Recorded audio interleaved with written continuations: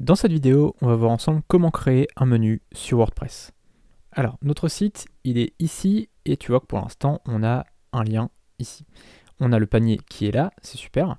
Et par contre, tu vois qu'ici, on a un grand espace. Alors, je ne sais pas pourquoi, mais en général, c'est qu'il y a un menu qui est là, qui est vide. En fait, il n'y a pas de page ni rien. Mais en général, il y a un menu qui est prêt ici, où on pourrait mettre des pages, et qui du coup prend de la place. Donc déjà, on va aller voir sur tableau de bord, on va aller dans apparence, menu, on n'y est pas encore allé ici,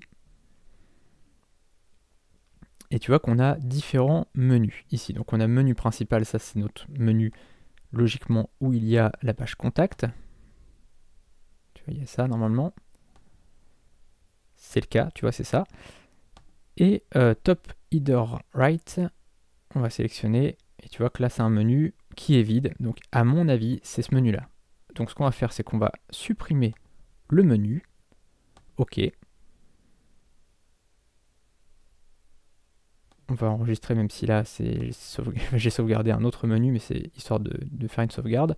On rafraîchit la page, et tu vois que là il y a moins d'espace entre le logo, enfin qui sera le logo bientôt, et le haut. En fait il y avait un petit menu qui était, en tout cas un petit espace pour un menu éventuel. Donc ça c'est fait.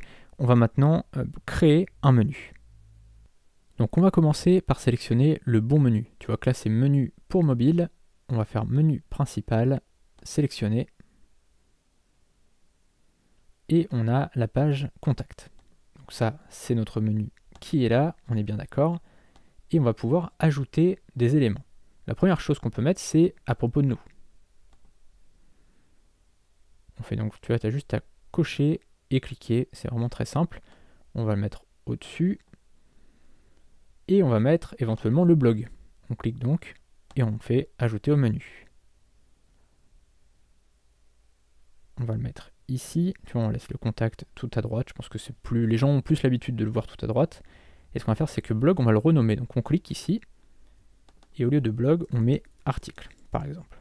C'est toi qui vois, tu peux mettre le nom que tu veux. On fait enregistrer le menu.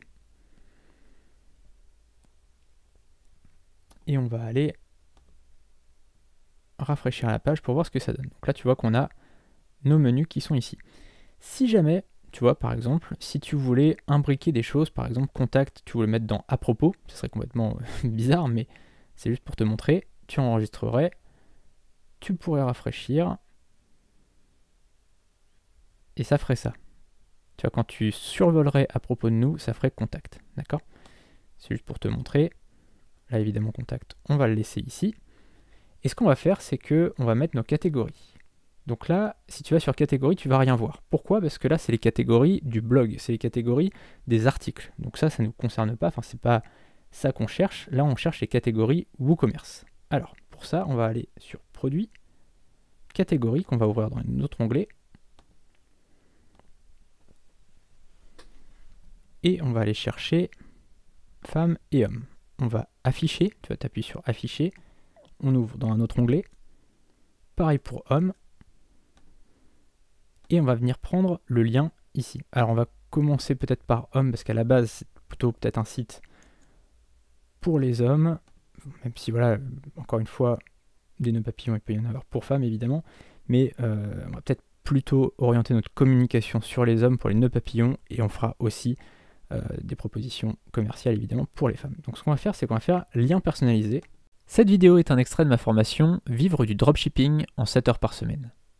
Dans cette formation, on verra comment gagner sa vie avec un site e-commerce, sans Shopify, sans pub Facebook, sans stock ou avec un mini-stock, et sans connaissances techniques.